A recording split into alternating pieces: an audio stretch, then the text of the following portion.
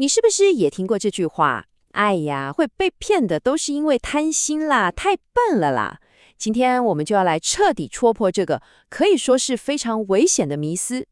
事实上，一个人会不会成为诈骗的受害者，跟你聪不聪明、学历高不高，坦白说，真的没什么直接关系。因为这些诈骗集团攻击的目标，从来就不是你的智商，而是我们人类大脑里那些天生的，几乎可以说是无法回避的心理弱点。这就是今天整个故事最核心的冲突点了。当我们人性的弱点被人家用最高竿的手法精准的操控之后，我们的司法体系又应该要怎么样去解读这一切呢？他的故事，我们不能只把它当成一个个案来看，它其实揭示了我们每一个人在这个数位时代里面都有可能遇到的风险，同时也让我们看到司法体系在面对这些新科技的时候，可能会出现哪些盲点。好，那诈骗集团究竟是怎么利用我们大脑的漏洞来赚钱的？我们先从这边开始看起。首先，我们得搞懂一件事，就是这些诈骗犯他们到底是怎么害进我们的大脑的？其实他们就是利用了几个可以说是非常强大的心理学扳机。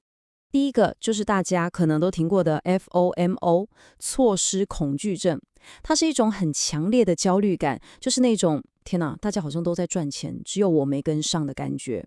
当你这种情绪一被点燃，我们大脑里面负责理性分析的那个区块，基本上就直接宕机了。你看，这就是诈骗集团最爱用的标准剧本。他们会去创造一种假的急迫感，跟你说：“这个内线消息我只告诉你哦。”或者是跟你讲，错过这次，你就要再等10年。这些话术背后的目的其实只有一个，就是不给你任何思考的时间，逼你马上行动。再来，第二个是权威偏误。这算是我们人类的天性吧，我们就是会倾向去相信那些看起来很专业、很有头有脸的人。那诈骗集团当然也深深的了解这一点，他们会用那种伪造的合规牌照啦，设计的超级精美的假交易所网站啦，然后满嘴都是你听不懂的区块链术语，来把自己包装成一个专家。说真的，不要说我们一般人了，很多时候，就连在司法体系里面的专业人士，可能都对这些新科技感到很困惑。那我们又怎么能分辨呢？最后一个，也是我觉得最致命的心理弱点，叫做沉没成本谬误。简单来讲，就是当我们在一件事情上投入的越多，不管是钱、是时间还是心力，我们就越难放手。就算我们心里明明知道这可能是一个错误。这句话真的是无数受害者的心声。他们不是真的傻，而是被自己过去的那些投入给绑架了。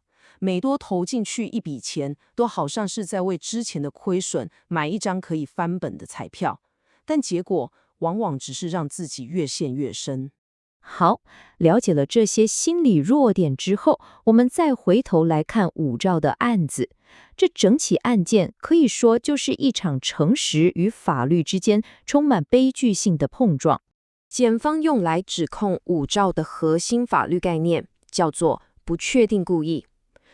这个词听起来有点复杂，我用白话讲给你听。意思就是，你虽然不是铁了心要犯罪，但你明明就知道你这样做有可能会出问题，结果你还是放任它发生，照样去做，那法律上就当作你是故意的。在法庭上，武曌为了要跟法官解释这个产业的现况，他就很诚实地讲出了这句话。他其实想表达的是，就是在当时的 P2P 交易环境底下，所有从业人员大家都心知肚明的一个客观风险。这就是整个案件最关键的矛盾点。完全相同的一句话，在被告武曌的认知里，这是在跟法官做专业、诚实的产业情况告知；但是在法官的耳朵里，这句话却变成了：你看，你自己承认咯，你知道有风险还要做，你这就是不确定故意，一个犯罪的自白。所以最关键的点就在这里，法院把武曌身为一个从业人员的产业知识直接画上等号，变成了他的犯罪意图。这种事后诸葛的上帝视角，可以说是完全忽略了当时的时空背景和法规的不完善，反而去要求一个年轻人必须具备超越整个行业标准的风险辨识能力。那整件事最荒谬的是什么？是法院最后判定武曌在这整笔被认为是诈欺洗钱的交易里面，他所谓的不法所得，你猜猜有多少？就区区的946块钱。就为了这946块，他被判了1年4个月的有期徒刑。看到这里，你心里可能会觉得很愤怒，或是有点无力感。但接下来我们要做的是把这些情绪转化成保护我们自己的力量。首先，这是你的心理防火墙。第一，建立24小时冷静法则，这招专门用来对抗 FOMO。再来，要练习反直觉搜寻法，主动去 Google 搜寻这个项目的负面资讯。最后，一定要找一个你信得过，但跟这件事没有利益关系的朋友聊一聊，打破你的资讯同温层。接着是技术防火墙。在 Web3 的世界里，下面这几点不只是保护你的资产，更是在保护你的人身自由，是基本功。第一，完整的对话跟交易记录，这会是你未来如果真的不幸要上法庭唯一的救命符。第二，坚持做好 KYC， 确认对方的真实身份。